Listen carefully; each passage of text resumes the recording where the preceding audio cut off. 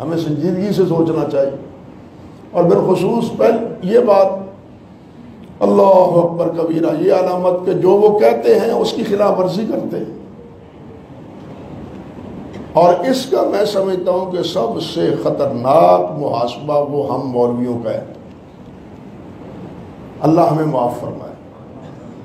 وہ ہمارے بزرگ مولانا شیخ پوری رحمۃ اللہ علیہ فرمایا کرتے تھے کہ بھائی ہم مولوی تو دو دھاری تلوار پر کھڑے، دو دھاری تلوار پر کھڑے.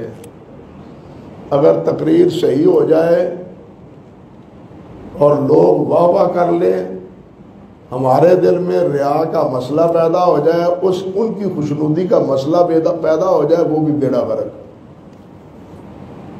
اللہ تو راضی نہ ہوگا، سامعین راضی ہو گئے.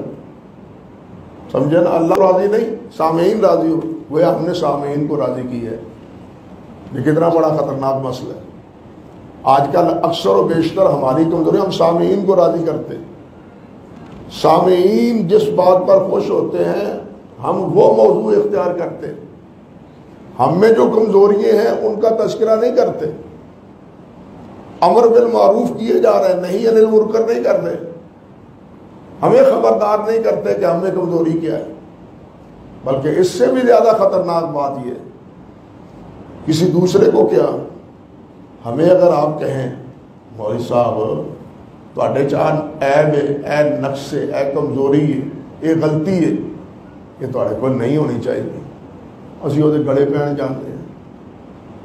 اپنا اپنا سوال، تو کون ہوگا سانو پوچھنے والا. اب یہ فکر مولوی صاحب کا، یہ اس کے لیے یہ بھی بربادی کا باعث ہے.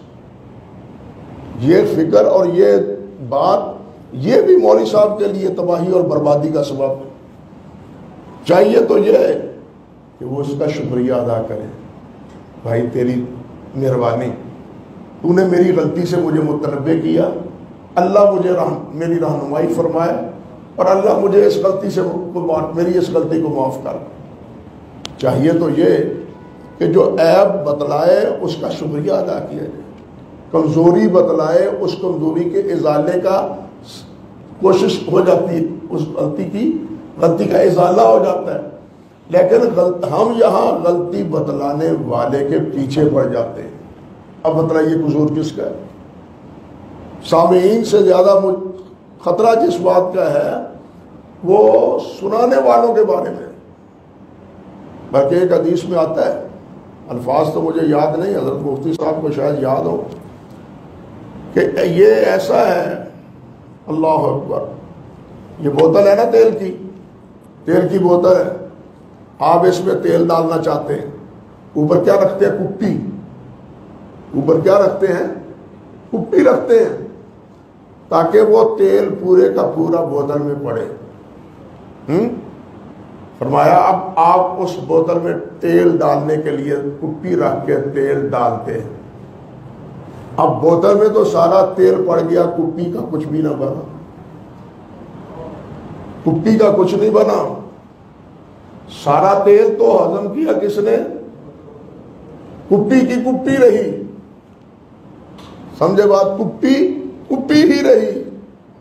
اس نے کیا پایا؟ بھائی اگر ہم میں کوئی اخذ کی بات ہے تو سب سے پہلے تو ہمیں اس سے مستفید ہونا چاہیے. ہم دوسروں کو تو مستفید کرتے ہیں، خود اس سے مستفید نہیں ہوتے. ہم سارے جہان کو کہتے ہیں قرآن مجید پڑھو، قرآن مجید کی تلاوت کرو، قرآن مجید کا یہ فضیلت ہے، مگر ہم نہیں سوچتے کہ کہنے کے ساتھ ساتھ خود ہم کتنا پڑھتے ہیں، ہم تلاوت اس کی کتنی کرتے ہیں. ہم کہتے ہیں قرآن مجید پڑھو، ٹھیک ہے یہ ترغیب ہے اور ترغیب یہ دینی چاہیے، اس کا انکار نہیں، مگر سوال تو یہ ہے کہ اللہ نے یہ جو فرمایا لما تقولون ما لا تفعلون، اور جو تم خود کرتے نہیں ہو کہتے کیوں ہو؟ کبر مقتا عند اللہ ان تقولوا ما لا تفعلون. یہ کتنا بڑا مقت ہے، گناہ ہے، عیب ہے کہ جو تم کرتے نہیں ہو وہی لوگوں کو تلقین کیے جا رہے ہو. اب بتلائیے اس کا مصداق ہم نہیں ہے تو اور کون ہے؟ دوسروں کی اصلاح سے زیادہ اب ضرورت اس بات کی ہے کہ اصلاح کرنے والے خود اپنی اصلاح کریں. ہمیں اپنی اصلاح کرنی چاہیے. اور سچی بات یہ ہے کہ جب یہ اصلاح ہماری تھی، ہم مصلح تھے یعنی اپنی اصلاح کرنے والے تھے، تو پھر جو سنتے تھے ان کی بھی اصلاح ہوتی تھی، ان کی بھی اصلاح ہوتی تھی. آج جتنی مساجد ہیں ماشاءاللہ، ہر مسجد میں درس ہو رہا ہے، ہر مسجد میں تلقین ہو رہی ہے، تبدیلی کیوں نہیں آتی؟ ہم جھوٹ کیوں نہیں چھوڑتے؟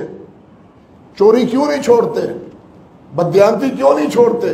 خیانت کیوں نہیں چھوڑتے؟ ہر مسجد میں اس چیز کی مذمت ہوتی ہے، چھوڑتے کیوں نہیں؟ اس کا اثر کیوں نہیں نکلتا؟ کیونکہ ہماری باتیں بے اثر ہوتی چلی جا رہی ہیں. اس لیے کہ خود ہماری باتیں بے اثر ہوتی چلی جا رہی ہیں. اللہ ہماری باتوں میں وہ اثر پذیر بنائے، اور یہ اسی وقت ہوتا ہے جس وقت خود ہم عمل کریں، ہمارے عمل میں تضاد نہ ہو، ہمارے قول اور فعل میں مخالفت نہ ہو.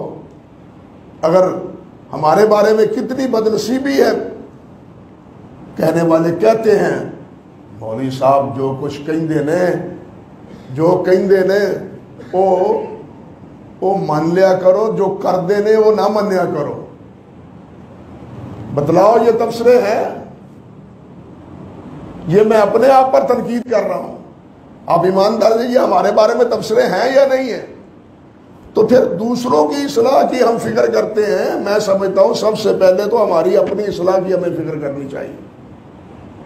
مگر سب سے بڑا نیب، سب سے بڑا قصور یہ ہے کہ ہمیں اپنے اس کوتاہی کا احساس بھی نہیں. المیہ یہ ہے کہ اس کا احساس بھی نہیں. اگر کسی کو کہہ بھی دیا جائے تو وہ پھر اخذت العزت بالاسم، وہ اس کا مصداق بن جاتا ہے، اس کی عزت مانے بن جاتی. تو کیوں کون ہو میں علماء دی توہین کرنے والا؟ تو کون ہو میں مولویاں دی توہین علماء کرام دی توہین کرنے والا؟ وہ اللہ دے بندے ہو. علماء کی توہین تو اس لیے ہو رہی ہے کہ علماء کی جو ذمہ داری ہے یہ اس کو پورا نہیں کر رہے ہیں. دیکھیے ایک لباس ہے، رنگین ہے، اس پر اگر دھبا ہو تو وہ اتنا بھدی محسوس نہیں ہوتا. سفید ہو، اس پر چھوٹا سا بھی داغ ہو، وہ زیادہ بدنما ہوتا ہے، وہ زیادہ نمایاں ہوتا ہے. مولوی نے سفید لباس پہنا ہوا ہے، اس لباس کا تقاضا ہے کہ اس پر کوئی داغ نہ لگے. اگر داغ لگے گا تو بدنامی ہوگی، والے کپڑے بھی نہیں دھوتے پائے، یہ کیفیت ہوگی.